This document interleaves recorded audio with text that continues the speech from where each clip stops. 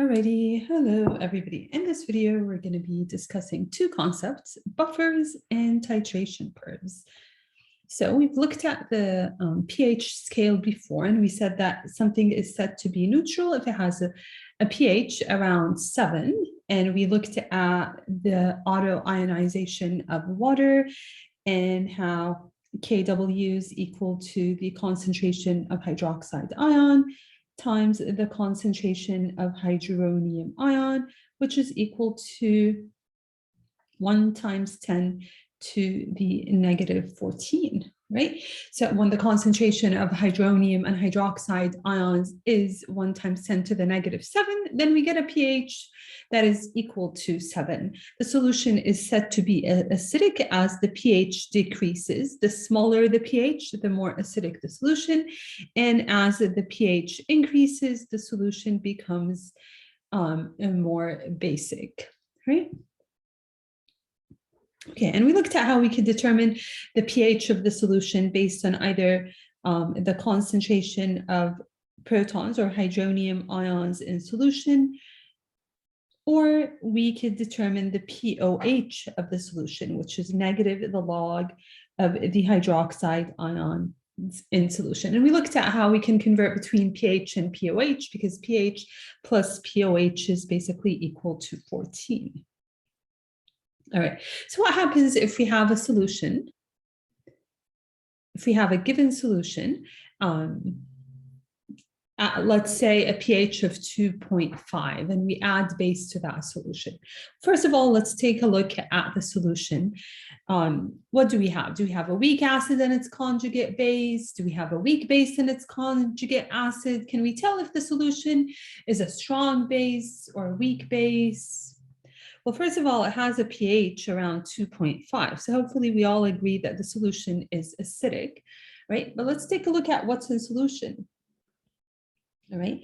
Well, it looks like you have some substances or ions that are charged, okay, while some of the molecules that are present in that particular solution is actually not charged, right? And if you recall, when we have, or if we have a weak acid in water, the weak acid only partially dissociates into ions in solution. So what we have right here is actually formic acid. Remember, carbon is black, you know, in the sphere that is shown. Then it has a double bond to an oxygen. That carbon is attached to a hydrogen, and the carbon is attached to another oxygen, which is attached to another hydrogen, and that is known as formic acid, right? And it's at equilibrium. It's forming hydronium ions, so it's acting as an acid. It is being deprotonated in solution. So part of what we have is basically formate, right? So it's no longer formic acid, and it basically water acts as a base, and we have hydronium ion in solution. So that's what we have, right? So we have a weak acid in water, which partially ionizable or partially dissociates in solution. So what happens if we have that particular solution and we add a base, right? What would we expect to happen? The solution, the pH of the solution might increase. What happens if we add more base to the solution? We would expect this pH of the solution to perhaps increase even more. Well, what would happen if we go in and we add acid to that solution, right? Then we'd perhaps expect the solution, depending on, you know, the concentration of the acid that we add, we would expect the solution, the pH of the solution to decrease. So is there a way that we can prepare a solution where if we add an acid or a base to it, the pH of the solution will not change. It will remain at that particular pH, right? So that's basically what we call buffers or buffer solutions. There are solutions that resist changes in pH, right? So anytime you add a base to that particular solution, the acid, in this case, the acid that's present in solution will actually react with the base. So formic acid will react with the base and it will neutralize it, right? So We're going to look at buffers, right? Okay, so buffers are basically solutions that can resist changes in pH by neutralizing any added acid or base. All right, so if it can neutralize any added acid or base, then the buffer solution itself needs to have an acid and a base, because the acid can react with the base to neutralize it and vice versa, right? So buffer solutions are actually prepared using a weak acid and its conjugate base, right? Or a weak base and its conjugate acid. So let's take a look at carbonic acid. Carbonic acid and bicarbonate. Notice the difference between carbonic acid and bicarbonate is a single proton, right? They're an acid-base conjugate pair, right? They're a weak acid-base conjugate pair, and we can know that from the acid dissociation constant of carbonic acid, which we had talked about previously. But it's one of, or really the main buffering system in our blood. Right. So if we have bicarbonate in water, notice what's happening. You have carbonic acid as a product and bicarbonate as a reactant. Is bicarbonate acting as an acid or a base? It's acting as a base. It's negatively charged, and it is being protonated. It has one hydrogen, it has two in the product side. Water is acting as an acid. Acids are proton donors. Water becomes hydroxide ions, right? Excuse me. So the base becomes a conjugate acid, and the acid becomes a conjugate base, right? So anytime we prepare a buffer solution, we need a base and its conjugate acid, but those need to be a weak acid or a weak base and its conjugate acid or base, right? Remember, conjugate bases typically exist as sodium salt or potassium salt. So if we have carbonate as the acid, bicarbonate would be its conjugate base, and it would exist, or you would look at it as a sodium salt. Sodium carries a +1 charge. It's a group 1A element, so then it balances out the charge, right? So you'll typically see the conjugate bases as sodium salts. Okay, so then we can prepare a buffer solution using an acid and its conjugate base. Okay, so if you take a look at water, if you deprotonate water, it'll become hydroxide ion. That's basically the conjugate base of water, right? So we have a conjugate acid-base pair. If we take a look at ammonia, it becomes ammonium ion. It is protonated, so it's acting as a base. Bases are proton acceptors, right? Or bases form hydroxide ion in solution. But we're looking at changes really in a single proton. Right, so again, we have a conjugate acid-base pair. All right, so now let's take a look at two solutions labeled solution 1 and solution 2. What can you tell? Could either solution be used as a buffer solution? Why or why not? Ask yourself. Remember, if you need to prepare a buffer solution, you need a weak acid and its conjugate base, right? And what do we know about weak acids and bases? They only partially dissociate into ions in solution. If you take a look at either solution, could you tell if you have an acid or a base to begin with, right? Remember, strong acids and bases completely dissociate into ions in solution. So if you put hydrochloric acid in water, what you'll end up having in water is proton or hydronium ions, really, and chlorine ions. None of it will remain as the intact HCl, which is why we draw the irreversible arrow, right? It completely dissociates into ions in solution. Right? Well, what about weak acids and bases? They only partially dissociate into ions in solutions. Some of it will remain intact. So if you take a look at beaker 1, everything is ions, right? So that particular acid deprotonated and then water was protonated. So you have hydronium ions in solution, right? And the anion is basically negatively charged. If you take a look at beaker 2, you have some that are actually intact. They're not charged. So it's the intact molecule. So we're looking at weak acids. What makes one solution a strong acid versus another a weak acid? Right, it has to do with the attractions between the acidic proton and the atom that it's directly attached to. If there's weak interactions between that particular anion and its proton, and that's typically that weaker interactions is due to higher bond polarity. For instance, hydrochloric acids, right?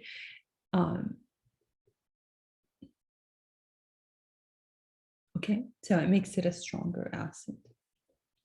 We looked at bond polarity, right? If we're comparing them across a period in the periodic table, if we're comparing acidity across a group in the periodic table, then the larger the atomic radius, the weaker the interactions, the stronger the acid. So those completely very strong acid are ionizable or fully dissociate into ions in solution, where here we have partial ionization. Some of the molecule is intact, and that's because there is stronger attraction between this hydrogen and the atom that's attached to it, right?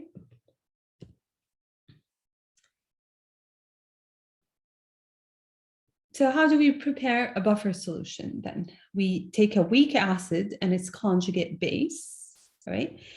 And here we are going to look at acidic acid as being the weak acid and sodium acetate as being its conjugate base.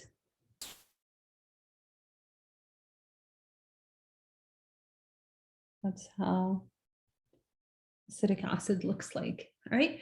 So once it deprotonates, it becomes the conjugate base. And notice it exists as like a sodium salt, right?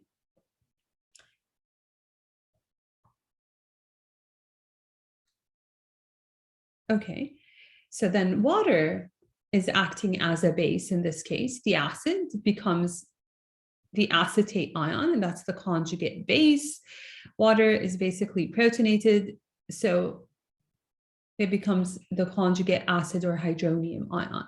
So the solution is really prepared using a buffer solution is really prepared using the acidic acid and sodium acetate, right? So sodium is really just a spectator ion, right? Hydronium ion is protonated when acidic acid is deprotonated, basically. So notice what you have in solution. You have the intact acid, you have its conjugate base, you have hydronium ion and sodium ion, and of course water, because it's in water, right? So you have the acid and its conjugate base. And we have the sodium ion, because the conjugate base is basically a sodium salt. Okay, so how exactly does the buffer resist changes in pH? What will happen if I go in and I add some hydroxide ions in solution, right? Or like sodium hydroxide, what's going to happen? And we know that sodium hydroxide is a strong base, right? So sodium hydroxide is a strong base that completely dissociates into ions in solution. So you're going to end up having hydroxide and some more sodium ions in solution. What will happen to hydroxide? It's going to react with the acid in solution, right? If we add an acid in solution, it's going to react with the base that's present in solution, right? Well, hydronium ion is an acid as well. It's going to react with the stronger of the two acids. An acidic acid is a stronger acid than it's going to react with acidic acid, right? Okay, so anytime we add an acid, it's going to react with the base in solution, and anytime we add the base is going to react with the acid present in solution. And that's why we need an acid or a base and its conjugate acid, or an acid and its conjugate base. So in solution, we have both an acid and a base. Any added base will react with the acid in solution. Any added acid will react with the base in solution, and it will neutralize it. Well, how much acid or base can we add, right? We're going to look at the buffering capacity in a moment, right? But buffers resist changes in pH by really applying Lecoutillier's principle to weak acids and bases in equilibrium. All right, so what does Lecoutillier's principle state? That anytime you disturb an equilibrium will shift in a direction to minimize that added disturbance, right? So if we have, again, acidic acid in water forming acetate and hydronium ion, what would happen if we add the base in solution, right? Well, the base will react with the acid present in solution, right? And it will shift equilibrium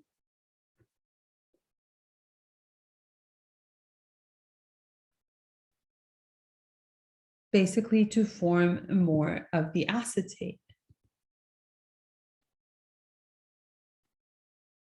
Okay, well, what happens if we think about it a little differently? What happens if we add acid or protons in solution? Or like hydrochloric acid in solution,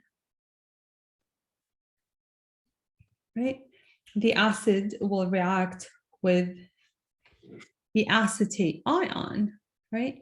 And then the acetate ion will end up being protonated, and equilibrium will shift towards the reverse direction, right? So there's going to be more acidic acid compared to acetate in solution. Okay, well, can we calculate changes in pH if we end up adding an acid or a base in solution? Yes, and we're going to take a look at that. Right, so now let's consider adding a strong base, sodium hydroxide, to a weak acid, to acidic acid, all right? So we have sodium hydroxide plus acidic acid, we have water, and sodium acetate, right? Notice this is acting as an acid because it ends up being deprotonated. So that's basically its conjugate base. Hydroxide is acting as a base and it ends up being protonated, and this is its conjugate acid. All right, so this is the acid, this is its conjugate base. It exists as a sodium salt. Okay. So then if we add sodium hydroxide in solution, okay, and the concentration that we add of sodium hydroxide is less than the concentration of the initial acid, we would expect that overall the buffer solution, because we have an acid and its conjugate base, that it will basically resist changes in pH, okay? And the pH of the solution will roughly remain the same, right? But can we determine the actual pH?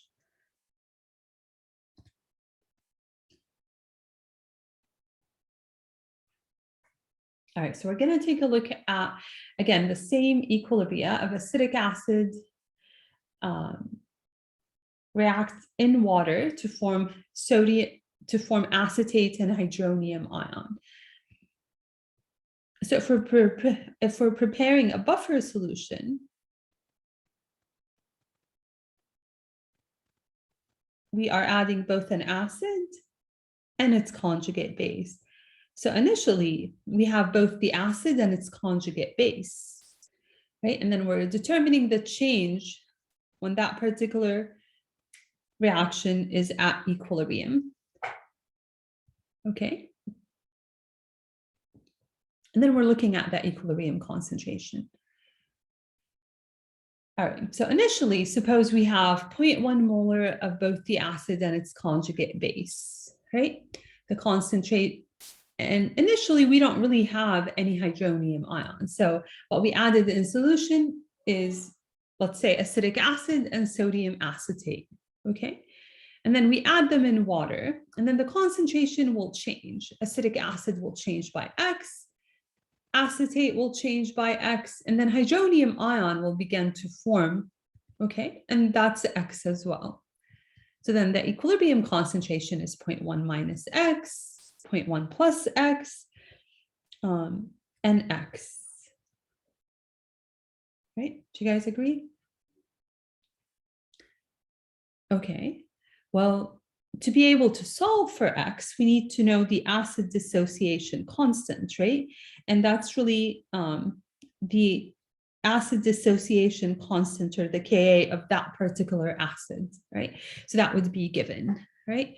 So then we could set it, Ka is equal to the concentration of the product over the concentration of the reactant, ignoring any pure solids or liquids. So that's why we're really not using water. Right? So the Ka is really equal to 0.1 plus X times X over 0.1 minus X, right? And we learned how to do the assumption when we're solving for X. Okay, well, if we plug it in and we solve for it, we'll get X. And if you plug it in, you would get that negative the log of the hydronium ion concentration is 4.74. Okay.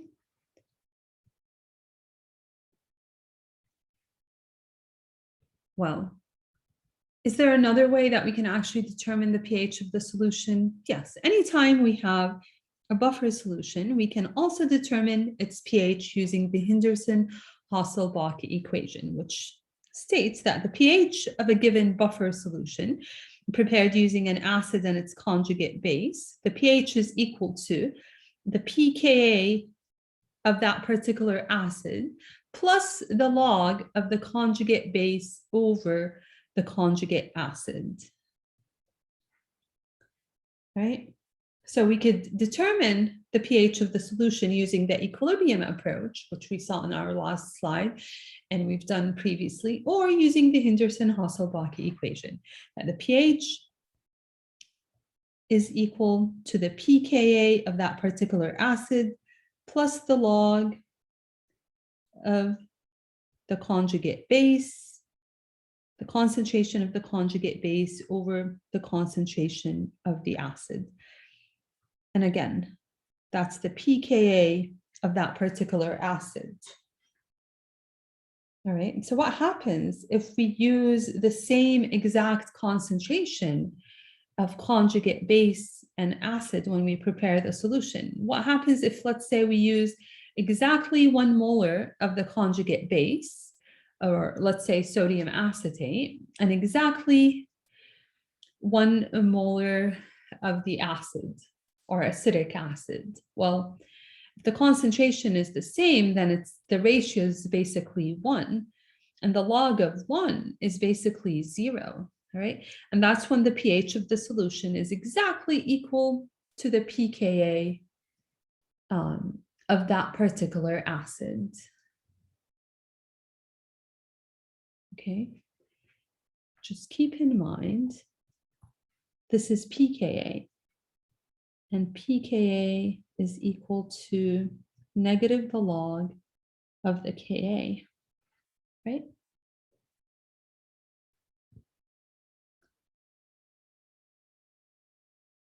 So in the previous example that we did, you can actually also determine the pH using the Henderson-Hasselbalch equation. Let's see what happened.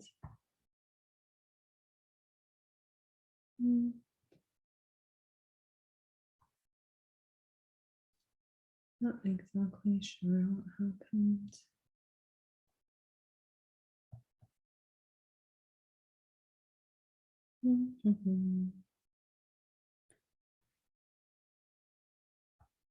Okay, well, it's not letting me erase it. Sorry, some technical difficulty.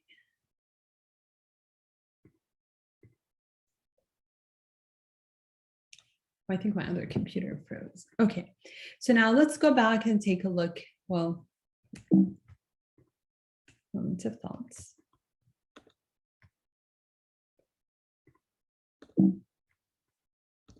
Okay, well, I was trying to say, so now we can actually use the Henderson-Hasselbalch equation to determine the pH of that particular solution, right? Since the concentration of the acid and its conjugate base is exactly the same, if we use the Henderson-Hasselbalch equation, the log of 0.1 over 0.1 is basically the log of 1, which is 0. And then the pH of the solution is basically equal to negative the log of the Ka, right? Or the pH is equal to the pKa.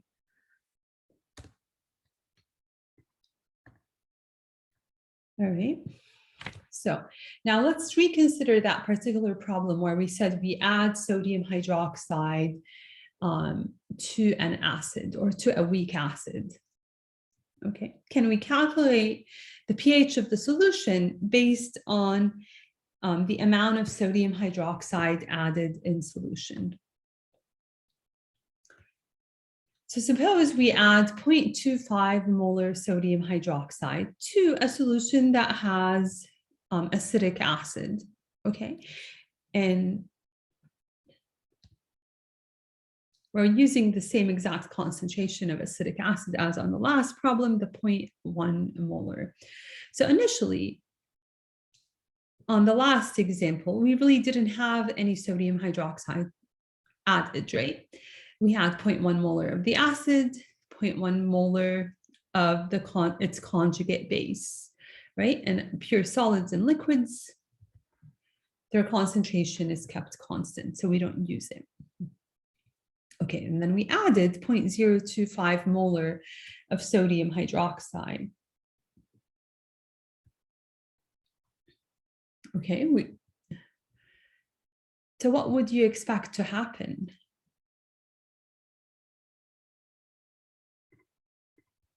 Sodium hydroxide is a base, and the base will interact with the acid, right? And it will shift to equilibrium to form more of acetate.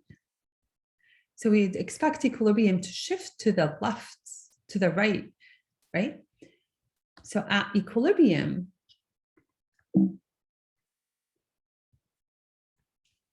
the concentration of the base is 0.025.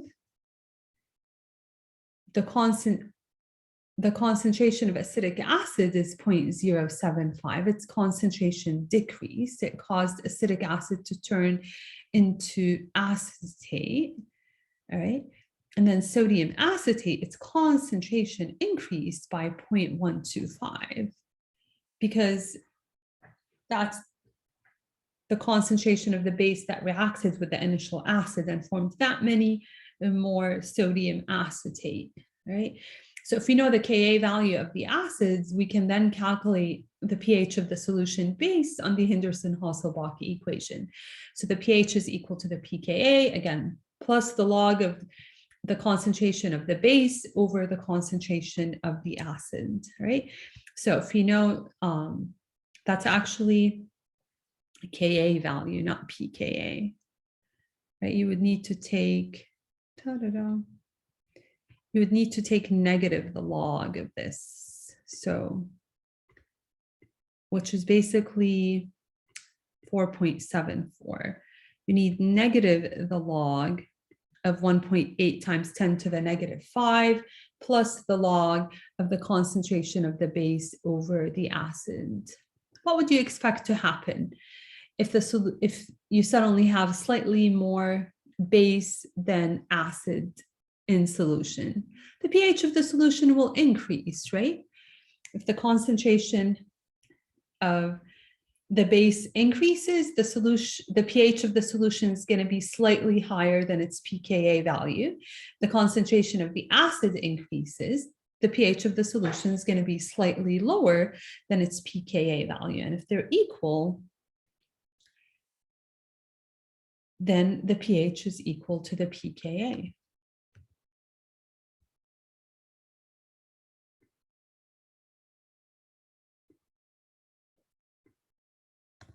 Okay, so the best buffer solutions prepared when equal concentrations of an acid and its conjugate base are present, right? And that's when the pH is equal to the pKa value, right? Does it matter, the difference between the concentration of the acid and its conjugate base that we use?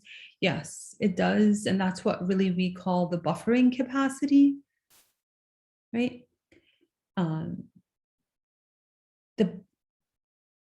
The higher the buffering capacity, the more resistant that particular solution is to changes in pH.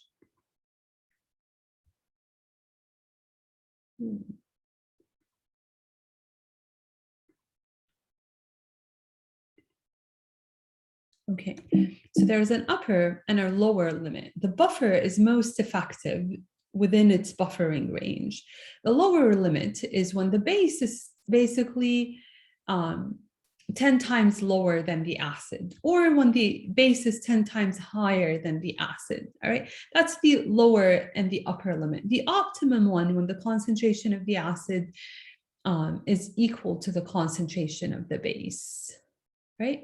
Then it could resist changes in pH when any acid or base is basically added.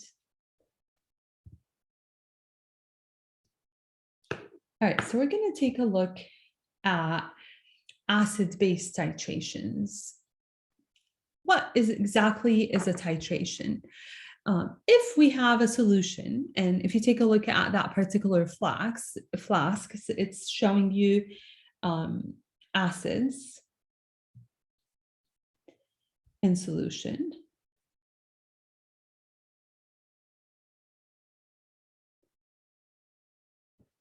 Okay, you can tell because you have protons in solution, the higher the concentration of proton in solution, the stronger the acid, right? Okay, well, what if you don't really know the concentration of acid present in solution? Then we can titrate it with a base, right? And because we know that the acid reacts with the base to neutralize it, we could figure out the concentration of the unknown, right? So if we have a reaction between hydrochloric acid and sodium hydroxide, it'll form sodium chloride and water, right? So the acid is neutralizing the base, and we get the net ionic equation is basically hydronium or protons plus hydroxide giving us water. Okay, well, we're going to take a look at acid-base neutralization reactions, and we have to consider stoichiometry, right? What role does the correlation between the moles of the acid and how it reacts with the moles of the base? If you take a look at hydrochloric acid plus sodium hydroxide, for every 1 mole of acid, it has a coefficient of 1, you need 1 mole of base. So if we used up 2 moles of sodium hydroxide to neutralize the acid, it means what we had in solution is 2 moles of acid, and that's where we're going to use stoichiometry. All right, so we're going to take a look at the correlation in a balanced chemical reactions between the acid and the base, right? That's going to help us solve for the concentration of the unknown solution, whether it's the acid or the base. And again, in a titration, we have two solutions, one of known concentration, which could be either an acid or a base, and one of an unknown concentration, which again could be an acid or a base.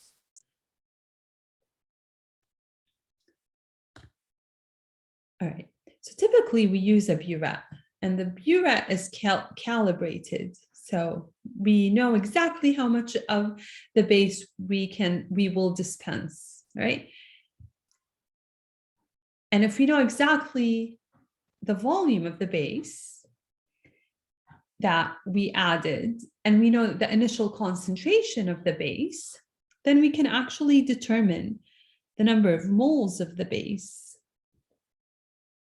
Okay, well, under it, we place the solution that has the unknown concentration that we are trying to determine, right? And then what we do is we begin to titrate. So we basically open this knob and it'll drop the solution into the flask. Okay, and we titrate.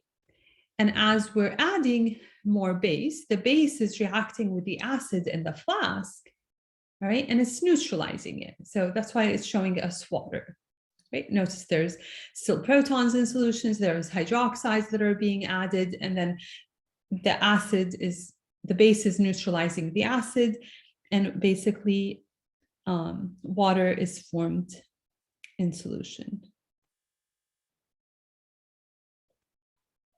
Okay, so it's neutralizing it. So if we keep adding, we could either have a pH meter in the flask and monitor changes in pH. And when the base completely neutralizes the acid, the pH will be neutral. Or what we can do is basically add a color indicator. And the color indicator will change color once the solution changes acidity or basicity. Basically, once the pH of the solution changes, right?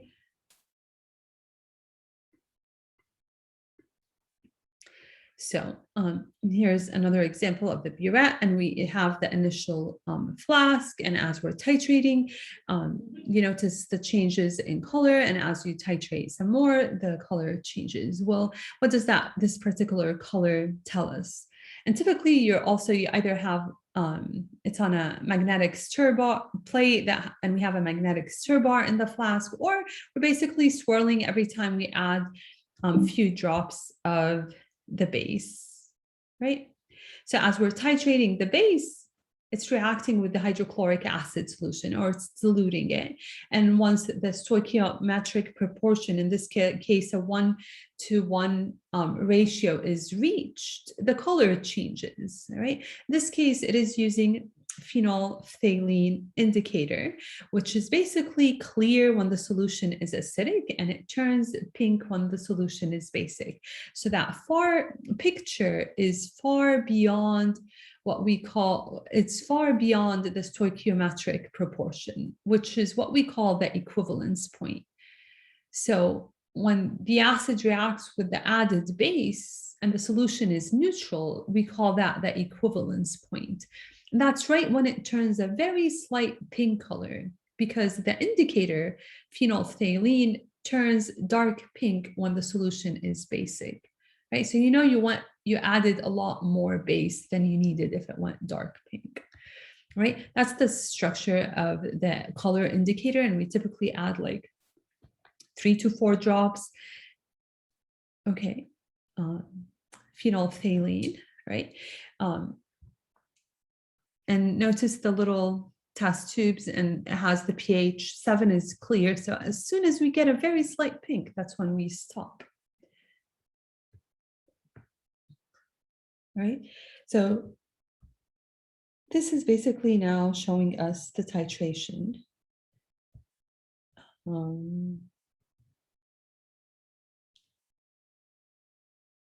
Okay, so initially the pH suppose is, 1.5 when we don't have any sodium hydroxide added, the flask that only has an acid.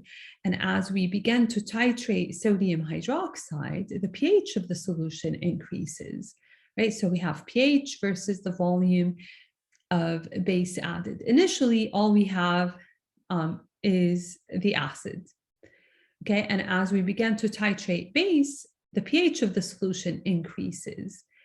And at some point, you'll notice there's a dramatic increase in pH, right? When the pH becomes neutral, and that's basically the equivalence point, right? Then any more base that is added, the solution will basically be dark pink if there's a color indicator, and it'll exceed that equivalence point, right? So at the point when the moles of the acid is equal to the moles of the base, that's what in a titration, that's the end point when we stop, which is basically equal to the equivalence point. So anytime you solve an acid-base titration, what you need to keep in mind is that at the equivalence point or at the end point, the moles of the acid are equal to the moles of the base.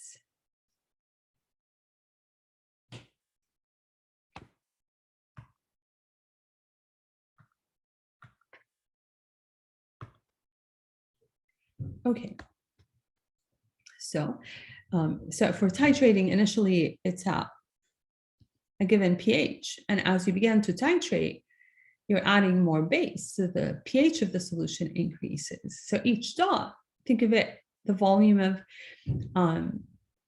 base added, and suppose you have a pH meter and you're monitoring the changes in pH.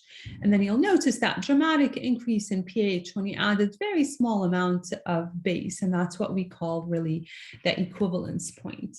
Notice the shape, it's like an S shape of a titration curve.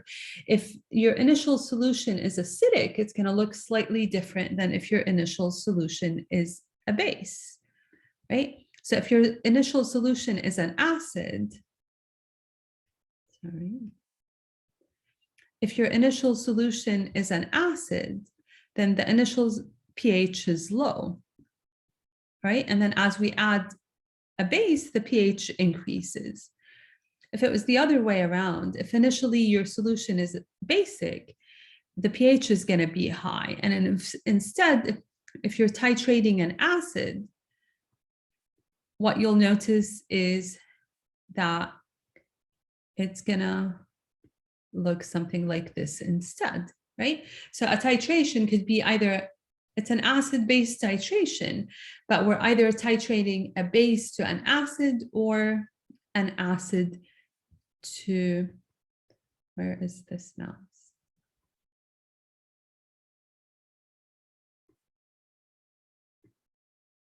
To a base.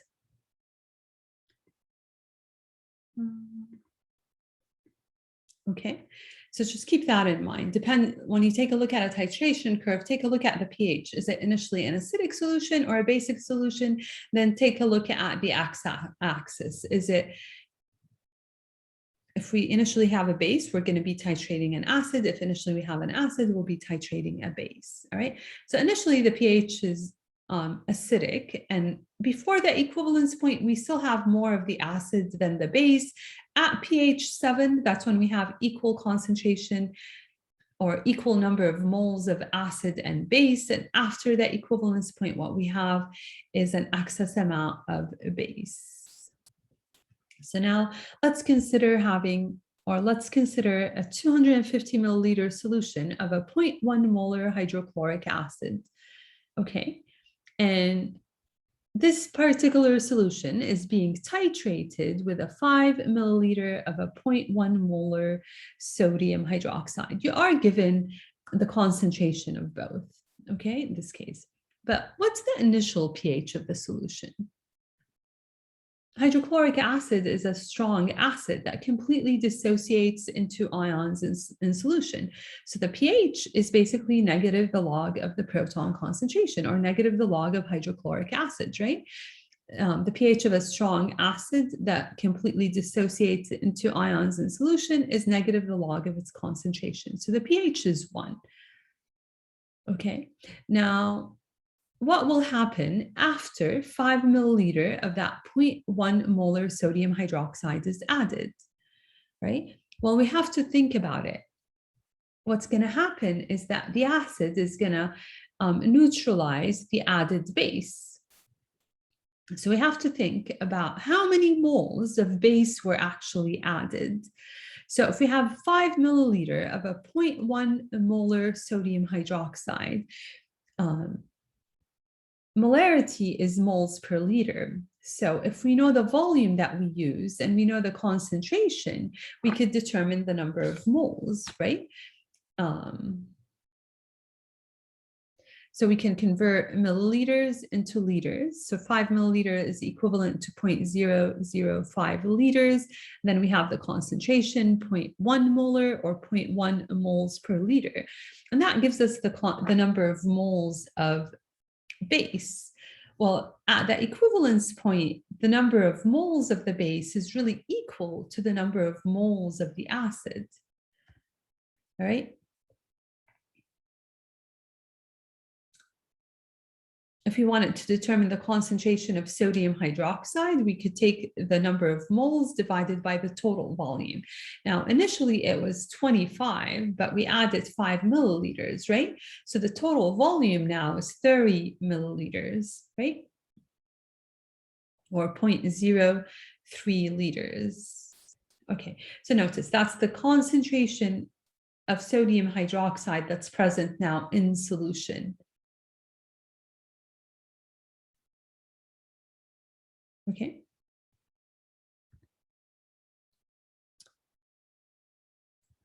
Okay, so we know the concentration of sodium hydroxide that we added. It was 0.1, but we only added 5 milliliter into 25 milliliters. We know the initial concentration of the acid. So initially we had 0.1 molar of the acid. We didn't really have any sodium hydroxide. And then we added that many moles per liter of sodium hydroxide. Right? We have to convert what we added into moles and divide it by the entire volume. So we have the new concentration of sodium hydroxide. Okay, well, what will happen? At the end, some of the acid is going to react with the added base. So the new concentration of the acid is actually 0.093, right? So then the pH of the solution is equal to negative the log of the new concentration of acid in solution, right? And notice it changes by 0.03, right? So the new pH is then 1.03, right? So that's how we would determine the pH when a strong acid is added to a strong base or vice versa.